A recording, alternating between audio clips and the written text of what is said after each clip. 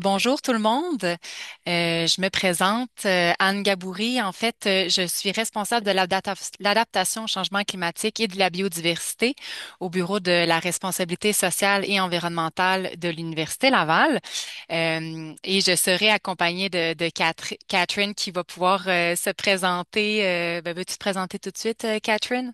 Oui, bonjour tout le monde. Catherine Collin de Cégep Vanier, aussi affiliée avec Nature Positive Universities et le réseau biodiversité au campus.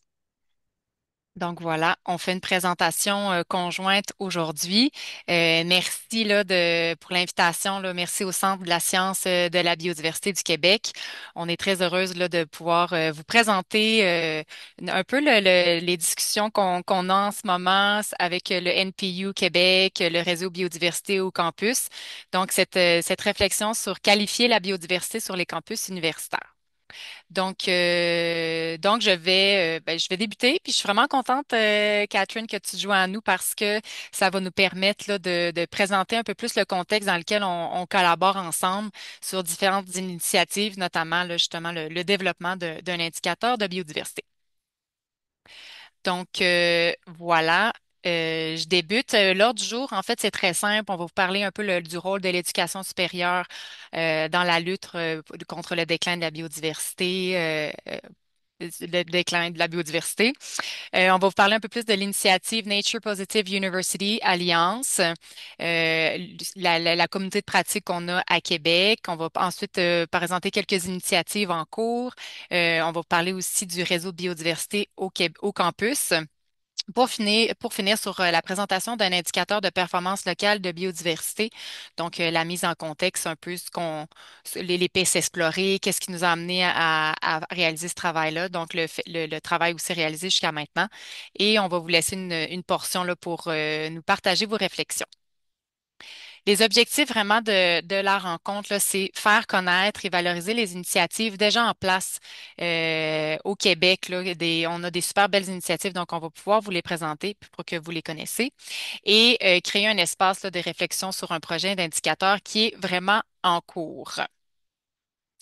Vous connaissez pas mal tous, j'en doute pas, là, l'IPBES, qui est la plateforme intergouvernementale de scientifique et politique sur la biodiversité et les services écosystémiques. Ben, je m'excuse. Voilà, ben là, on a passé. Les objectifs, c'était ça.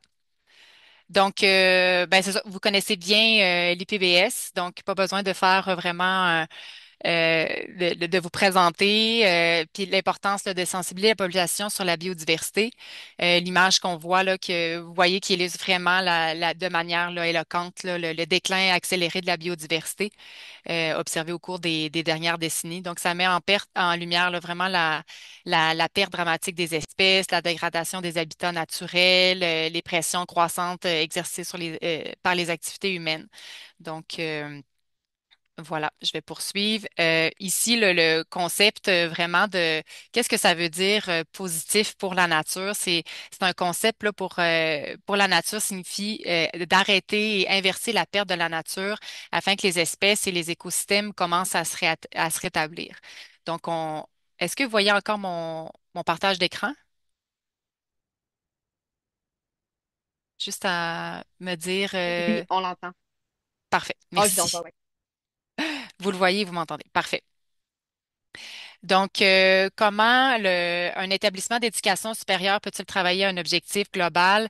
Euh, En fait, ça concerne, vous voyez là, c'est les principaux impacts qu'une université a sur la nature, qu'on parle de l'utilisation des terres, pollution marine, utilisation de l'eau douce et pollution, émissions de gaz à effet de serre, surtout pollution atmosphérique. Vous pouvez voir le caractère positif là, de nature comme la restauration des espèces, des écosystèmes qui ont été endommagés par les impacts de l'université et ses activités. Puis, ce qu'on souhaite, c'est vraiment améliorer par l'impact positif sur la nature. Ça concerne toutes les activités d'université, que ce soit en termes de l'enseignement, dans les travaux de recherche jusqu'aux opérations, même jusqu'à la chaîne d'approvisionnement qui assure tu sais, tout le bon fonctionnement de l'université. Donc, c'est vraiment pour nous, université et campus et établissements d'enseignement et collèges, que c'est une occasion vraiment unique là, d'influencer un peu notre communauté et les villes dans cette voie qui est vraiment importante.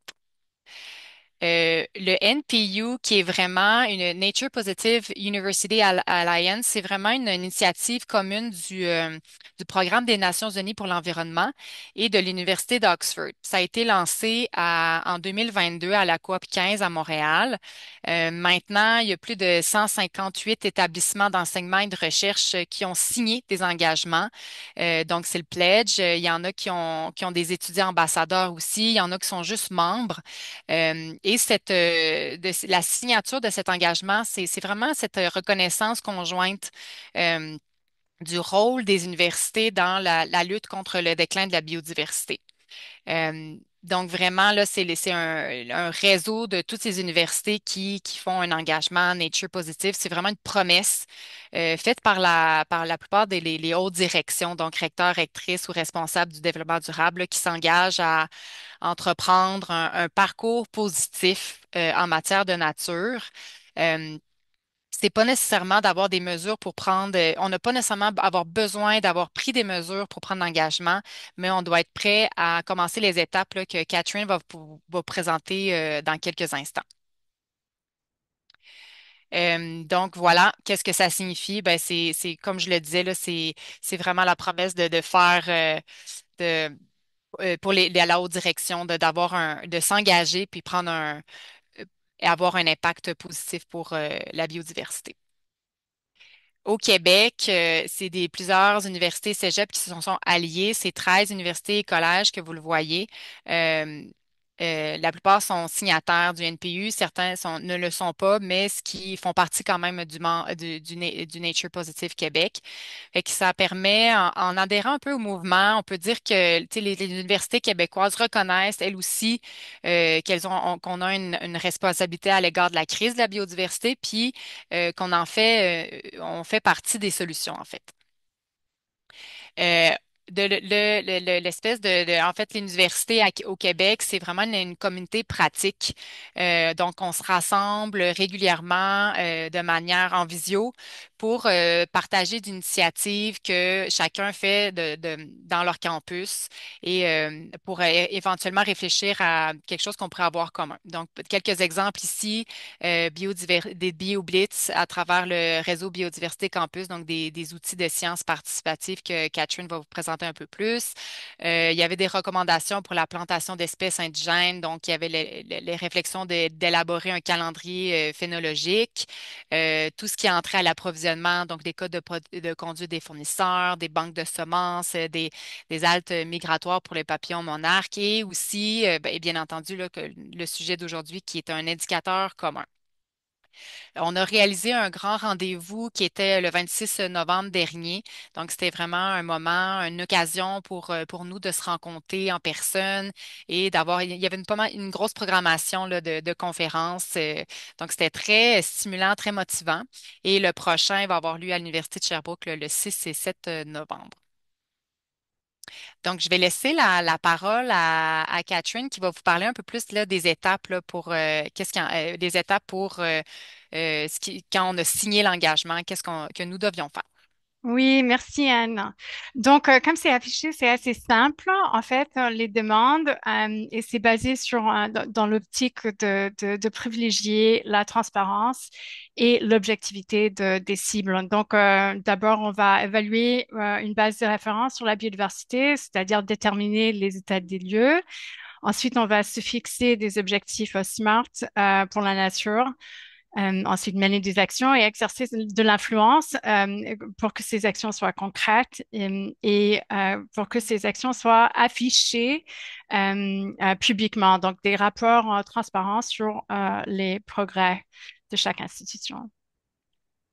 Pour faire la base de référence sur la biodiversité sur nos campus, NPU encourage les universités, les cégeps, les établissements d'éducation supérieure, d'établir un bilan de ces impacts en biodiversité. Et c'est vraiment la première étape. On voit ici une image que vous connaissez sans doute, le syndrome de la référence glissante. Donc, shifting baseline syndrome, cette idée que peut-être ce qui est établi comme les états des lieux ne réfléchit pas à la biodiversité qui existait auparavant. On voit ça surtout avec nos étudiants. Établir les paramètres hein, et assurer que les états des lieux soient bien connus par tous les parties prenantes au niveau de l'institution. Donc ensuite, réaliser un état des lieux de la biodiversité, ça comprend un sondage sur la biodiversité du campus et chaque établissement peut faire cela à leur manière. Donc il n'y a pas une prescription soi-disant pour exiger une certaine façon d'établir les états des lieux. Certaines vont mener une étude de référence sur la biodiversité, d'autres vont le faire. Donc, on a deux images ici. Ça, c'est un protocole de MAPS, je crois, pour le suivi des oiseaux.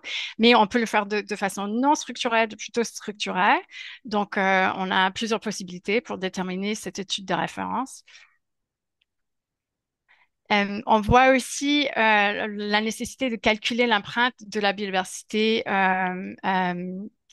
créée par l'université. Et ça, c'est moins facile. Anne a évoqué les impacts de la chaîne d'approvisionnement. On a l'habitude de faire cela avec l'empreinte carbone, les scopes 3, par exemple, mais on a moins l'habitude au niveau institutionnel de faire cela pour l'impact en biodiversité. Donc, la conversion pose un défi, on va l'évoquer plus tard, mais juste pour savoir que ce n'est pas simplement de faire les recensements de la biodiversité sur le campus, mais de vraiment comprendre les impacts de biodiversité au campus en général. Donc, on a cette étude qui a été faite. En fait, c'est une analyse qui a été publiée dans Nature, par l'Université d'Oxford, qui, qui fait appel aux universités, à l'éducation supérieure de mesurer l'empreinte en biodiversité. Il donne plusieurs exemples. On va pas entrer dans les détails ici, mais juste pour savoir que ces données-là sur l'approvisionnement peuvent être converties en impacts environnementaux et ensuite converti en la mesure de la biodiversité. Ça dépend puisqu'on voit qu'il y a des effets directs et indirects, donc upstream, downstream, supply chain effects. Et parfois, il peut avoir bien sûr un peu de souplesse dans ces études-là. C'est loin d'être standardisé pour faire cette conversion-là. Mais au moins, l'Université d'Oxford nous donne quand même une piste à suivre pour faire ces conversions-là. Donc, établir les cibles SMART, très simple. Je pense que tout le monde est au courant de cet acronyme de SMART. Donc, les cibles spécifiques, mesurables, atteignables, pertinentes et temporelles. Donc, on va énoncer ce qu'on va faire pour la biodiversité sur les campus. On va fournir un moyen d'évaluer notre progrès. On va s'assurer que nos cibles soient réalisables, fixées dans le temps, et aussi que nos cibles pour la biodiversité font avancer nos plans directeurs, par exemple, et les cibles, les objectifs institutionnels. Merci, Ange. C'est facile. Oui, voilà. Donc, on peut fixer des objectifs ambitieux, mais on peut aussi, pour ce qui concerne Nature Positive et l'engagement qu'on va faire, ou on peut simplement fixer des aspects très spécifiques. Et on vous donne sur le côté droit de votre écran plusieurs exemples. Donc, un gain net en biodiversité pour l'achat d'aliments, c'est quand même énorme ou aucune perte nette de forêt associée à l'approvisionnement. Ce sont des cibles assez ambitieuses. On peut avoir les mises d'espèces en mi-jour, c'est le projet de Dawson. Gain net de biodiversité d'ici 2035, c'est quand même assez large aussi. Pour nous, à Vanier, par exemple, on a fixé ça comme de faire accroître le taux de pollinisateurs et on est toujours en train d'essayer de faire le bilan sur cela. Donc, on va surtout adhérer à la hiérarchie de la conservation que vous connaissez tous sans doute. Donc, éviter d'abord en tout, donc réfréner, réduire, restaurer et renouveler, tout en s'assurant que l'approche est flexible pour les campus. Et donc, pour les gens, pour les institutions plutôt qui s'inscrivent, voilà les questions qui sont posées pour les institutions. Donc, on voit que c'est un appel qui est fait directement à la haute direction, comme Anne a soulevé. Et on va avoir une petite synthèse des activités de la nature fait sur le campus et les cibles. Vous voyez aussi que chaque institution est demandée s'il souhaite faire partie du réseau Biodiversité au campus. Il y a puis un lettre qui est envoyée à tous les adhérents euh, au niveau international. Donc, on a la capacité d'envoyer beaucoup d'informations si on le souhaite, mais aussi de faire ça de façon assez simple. Donc, il y a une feuille de route que NPU a créée l'année passée. Maintenant, c'est disponible en français pour nous au Québec. Donc, ça démontre un peu plus la feuille de route un peu plus élaborée des quatre étapes que j'ai évoquées.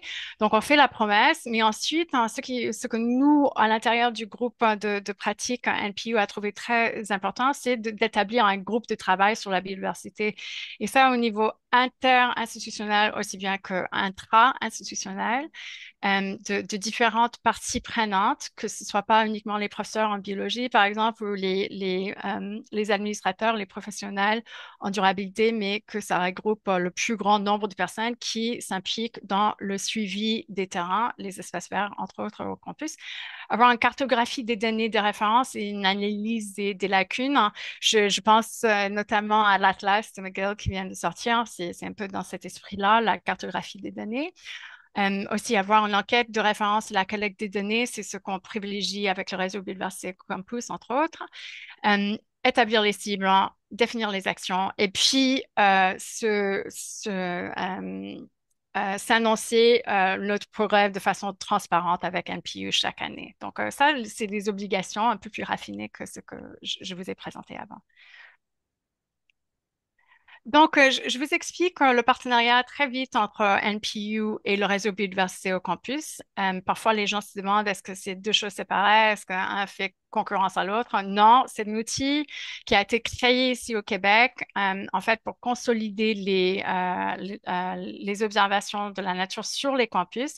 Et puis, c'est NPU qui communique ce projet à ses adhérents à ses membres. Donc, double objectif, très simple, que vous connaissez tous pour la science participative, j'imagine, se connecter à la nature directement sur les campus, au campus, et puis générer des données scientifiques valables pour la recherche et la conservation. Ça veut dire qu'on va essayer d'atteindre une haute qualité des données sur les campus, mais vu que souvent les observations en sciences participatives ne sont pas forcément de la très haute qualité, il faut veiller à ce que ce soit encadré, mais pour la plupart, on va encourager la grade recherche dans la mesure du possible sur la plateforme participative de eNaturalist. Et comme vous savez tous, sans doute que ces observations-là, une fois que c'est validé, ils sont envoyés au GBIF, Global Biodiversity Information Facility. Donc, on essaie de s'assurer que le niveau d'observation est assez haute pour créer de bonnes observations, de bonnes données. Oui.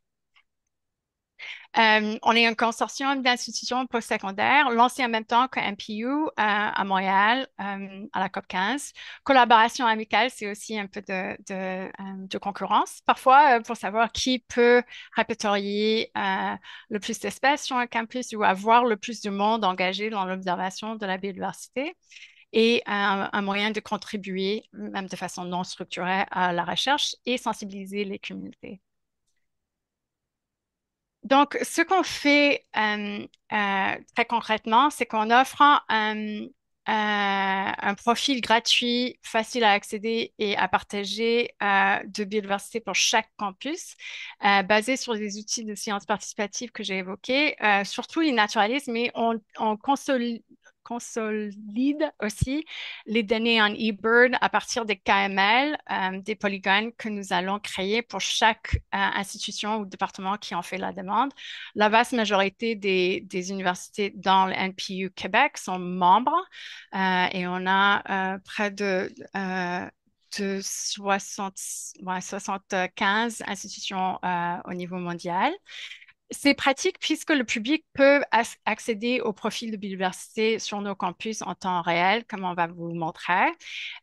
Et en même temps, ils ont un KML qui n'est pas toujours disponible, bien que ce soit pas si difficile de créer pour l'institution. Et c'est un projet permanent pour l'institution, mais on va vous montrer les visuels tout de suite. Donc là, c'est le campus de Vanier. Ça date un peu, mais vous voyez la polygone qui est établie ici avec les différentes observations. Ici, c'est trié par couleur, comme vous connaissez sans doute e-naturalist, mais trié par couleur selon les taxa. Et on peut évidemment filtrer pour les différentes statistiques qu'on souhaite voir quand on est à l'intérieur de e-naturalist.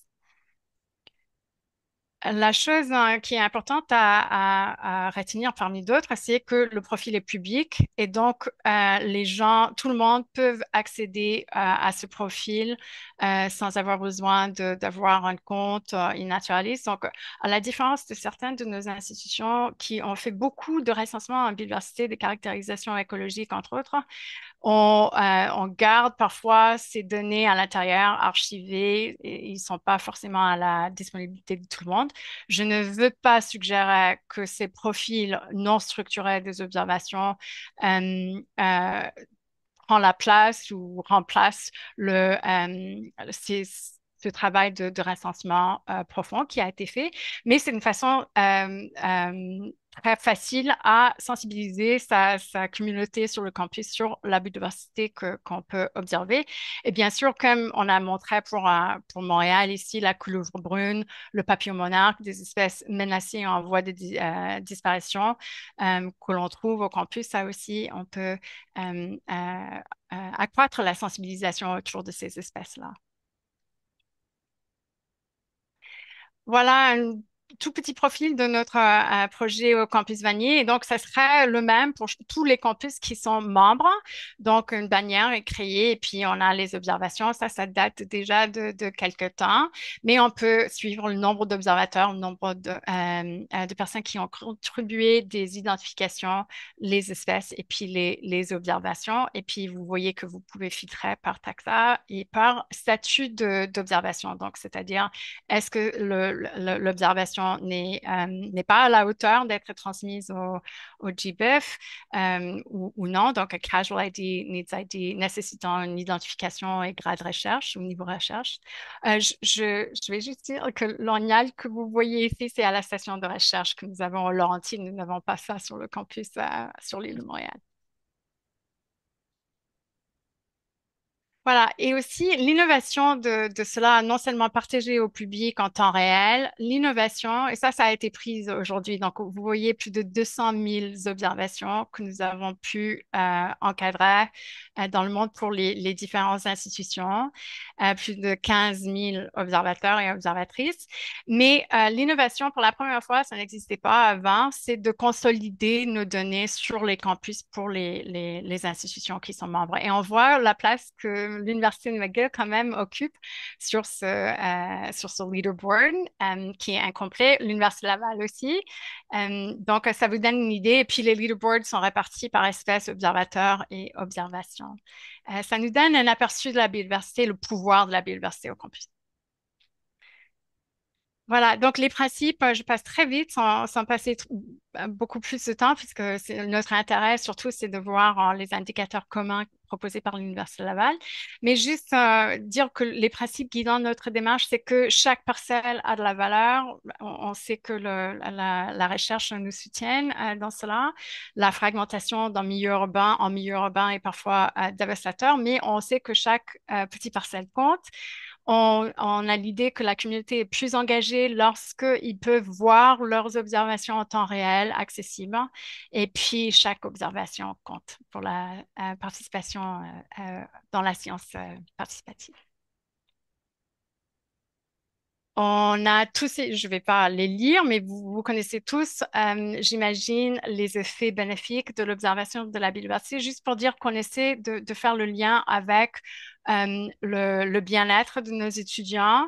Donc, ce n'est pas seulement du point de vue de la biodiversité, mais offrir, par exemple, des pauses nature pendant les examens finaux, etc., juste pour rassurer que l'observation de la nature peut être bien pour le bien-être et que nos efforts en recensement de biodiversité ne soient pas encloîtrés dans différents départements d'expertise.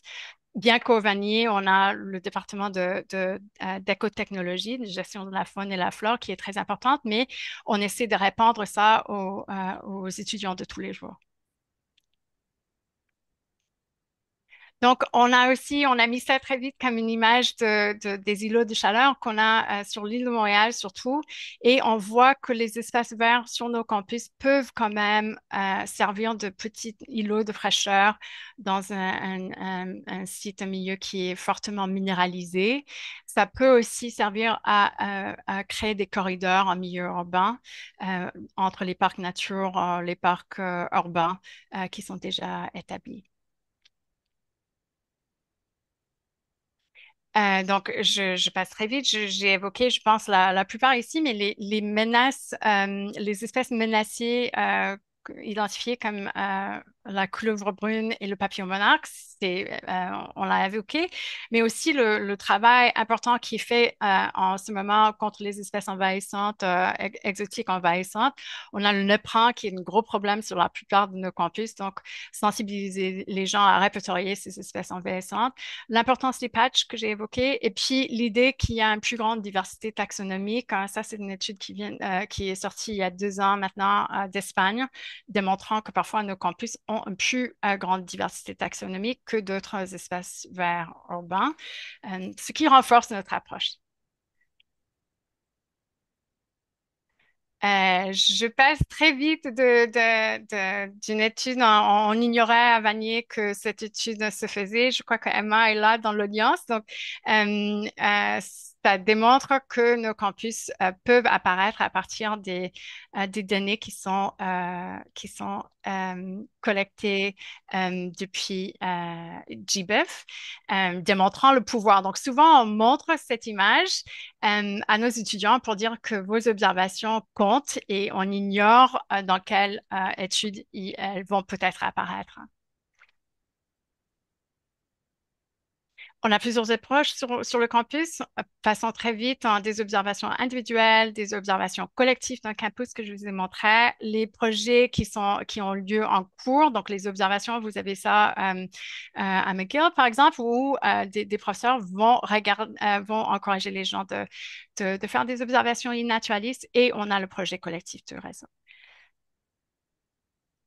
Et puis, je pense que le plus important, et c'est ce qui va permettre à Anne de continuer avec la cote, les indicateurs, c'est qu'on souhaite faire rayonner l'observation de la biodiversité hors nos espaces des campus, donc dans la communauté, pour aider la communauté à être sensibilisée.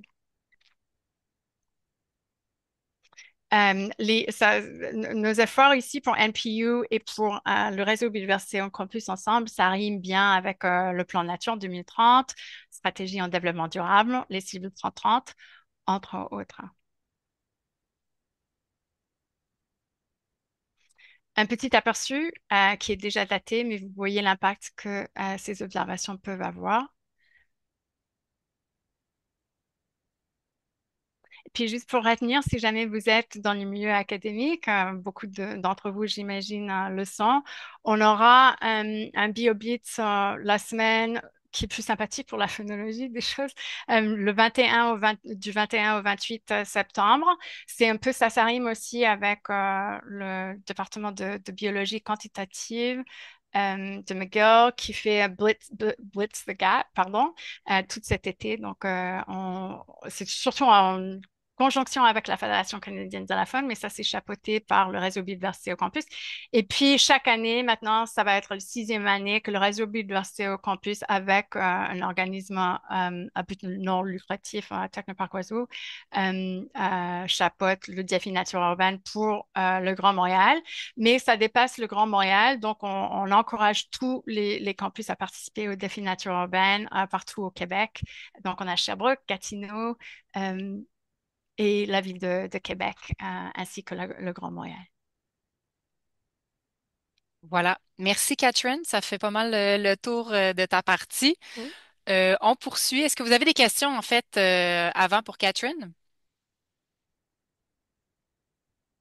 Je vois pas vraiment. Vu que je partage mon écran, prenez parole si vous avez des questions. Pas de questions. Super. Donc, l'indicateur, je vais présenter un peu ce qu'on a réfléchi. Vous allez voir à travers les diapositives vers où ça nous a amené et pourquoi on a commencé à réfléchir. On l'a indiqué plus tôt, quand on a signé l'engagement NPU, c'était aussi de réfléchir sur un indicateur commun. Donc, ce qui nous guide, ce qui nous a guidés et ce qui nous guide encore présentement, c'est que c'était une première étape là, pour mobiliser tout le monde puis amorcer le mouvement autour de la création d'un indicateur. C'est un indicateur qui est co-développé, co-construit dans la communauté de pratique NPU. Puis l'objectif est de vraiment de trouver un consensus plutôt unanimité. Parce que c'est ça, on se dit on commence à réfléchir à un outil. C'est une charte qui va être itérative, conçue pour évoluer dans le temps et selon les besoins, mais on se disait qu'il fallait partir un jour. Et c'est facile. Notre souhait, c'est qu'il soit facilement intégrable pour les organisations variées. Donc, quand le mieux devient l'ennemi du bien, donc on n'essaie pas d'avoir un outil qui est parfait, mais qui a comme quand même une référence scientifique et que les gens souhaitent développer l'outil, utiliser l'outil. Comme je l'ai dit, pour nous, c'était une réflexion collaborative. Donc, vous pouvez voir au début, c'est plusieurs membres du NPU. Par la suite, là, on voit que il y a des gens du ministère de l'Environnement, des gens de la Ville de Québec parce que c'est pour nous, c'est un petit peu plus proche, Biodiversité Conseil. Donc, c'est pour nous, c'était vraiment essentiel de briser les silos dans le sens que on souhaitait favoriser tu sais, on souhaite en fait favoriser le partage des connaissances entre l'enseignement supérieur et les organismes dans le but vraiment de concrétiser des projets qui sont concrets, qui sont tangibles. Puis c'est pour cette raison qu'on est allé chercher des collaborations avec d'autres personnes, comme je l'ai dit, ou pardonnez-moi, du ministère, euh, des municipalités, organismes, et c'est un peu pour ça aussi qu'on est avec vous aujourd'hui. Donc, voilà, c'est dit, c'est ancré dans notre communauté de pratique et on va le voir plus tard, là, c'est vraiment, on le sait qu'il y a une validation qui est importante pour la biostatistique. Donc, les caractéristiques recherchées pour l'indicateur de biodiversité locale, c'était pour nous, bon, c'est sûr que c'est représentatif des recommandations scientifiques, donc c'est validé scientifiquement. C'est un indice qui est quantitatif et reproductible, unique, simple, puis facile à comprendre, malgré qu'on le sait que le sujet est très complexe et qu'il peut être difficile aussi d'aller chercher toutes les subtilités. Puis, un des objectifs principaux, ben, c'est permettre aux décideurs de suivre et d'apprécier l'impact des mesures qu'on déploie au quotidien dans nos campus. Puis, ça stimule les actions dans la bonne direction, dans la direction qui est pertinente puis qu'on souhaite aller. Pour l'idée d'un indicateur performance basée sur l'analyse de la couverture des sols, c'est important pour nous de dire que c'était une option qui a été explorée initialement par EcoPivot.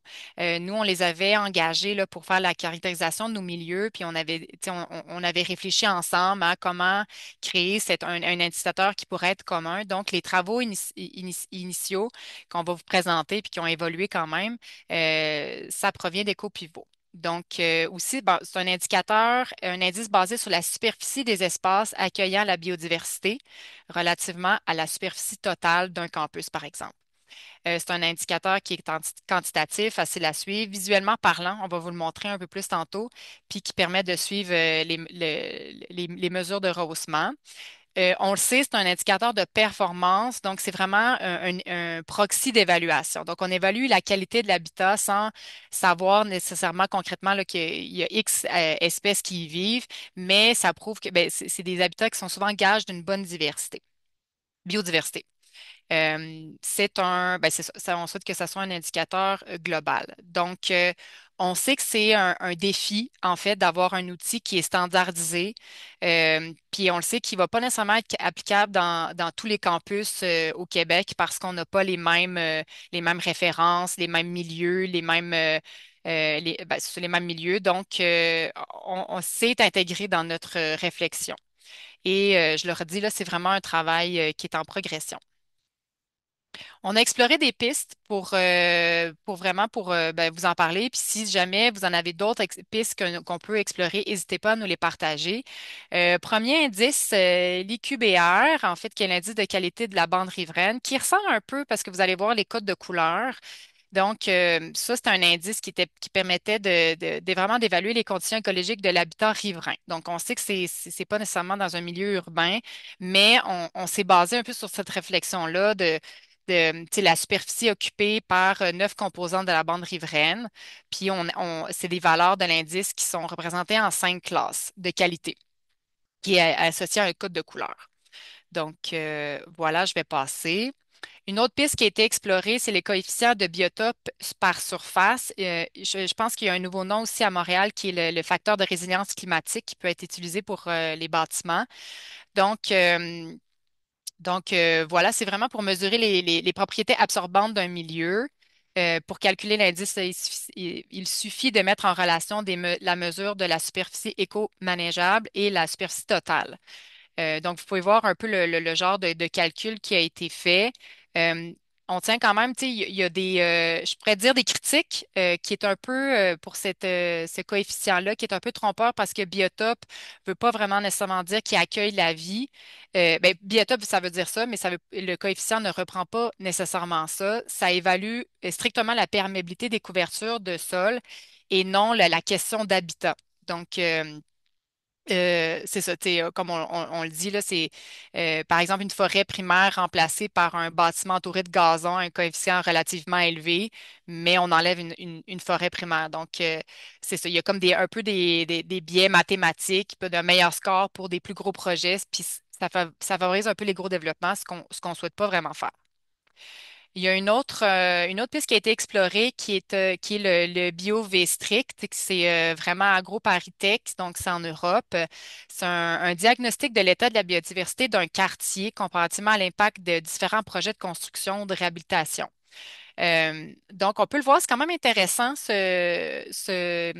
cet indicateur-là parce que il y a 5 indicateurs vous pouvez vous lire, l'augmentation de la proportion d'espaces végétalisés, la diversité des strates végétales, préserver la perméabilité des sols.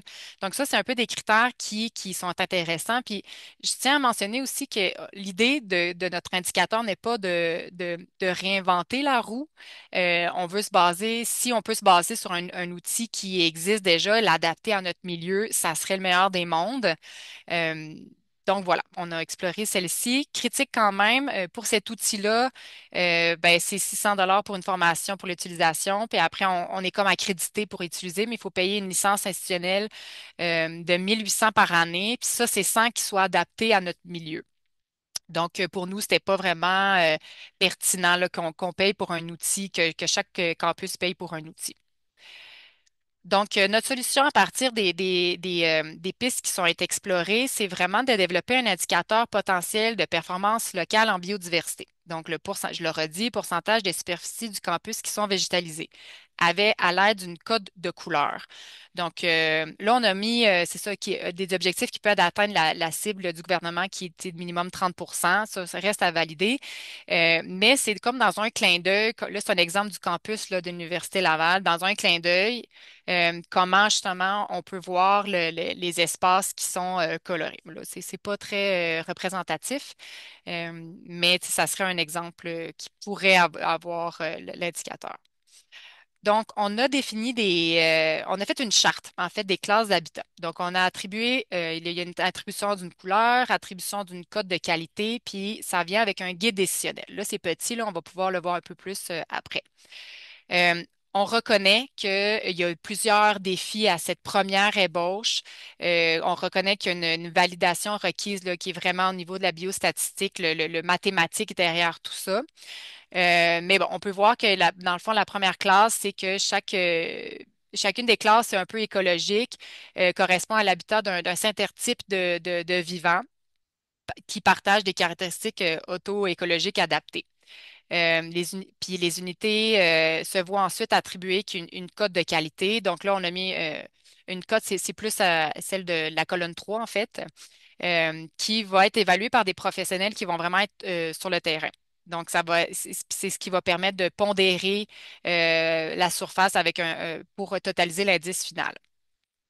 Puis cette cote-là est déterminée vraiment avec un guide décisionnel qui est juste à côté, dans la colonne 4.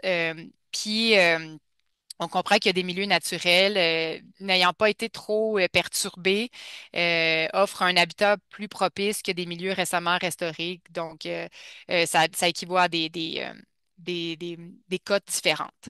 On reconnaît, il y a des défis en termes de l'échelle, de répartition hiérarchique aussi.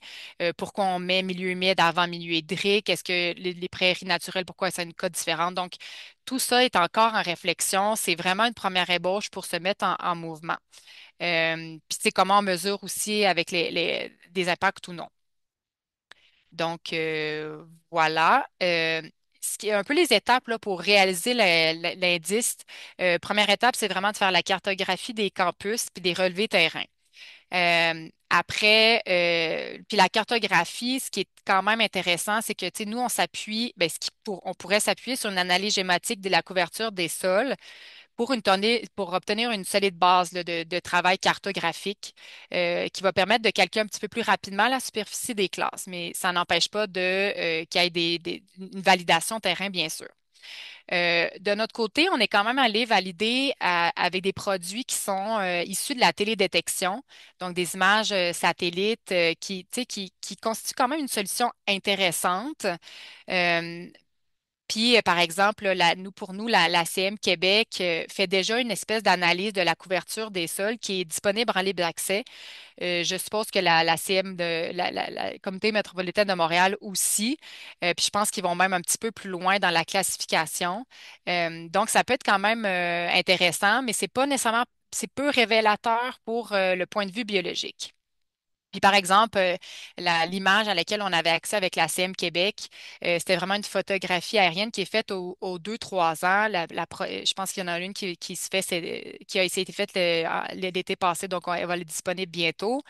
C'est quand même une résolution assez fine. On parle de 12 centimètres avec des canaux qui sont rouge, vert, bleu, bande infrarouge. Donc, c'est l'apprentissage, modèle d'apprentissage profond, donc l'intelligence artificielle. Ça permet de classer quand même une première, comme je le dis, là, première classification, mais il y aurait intérêt d'aller quand même plus loin là, pour valider après.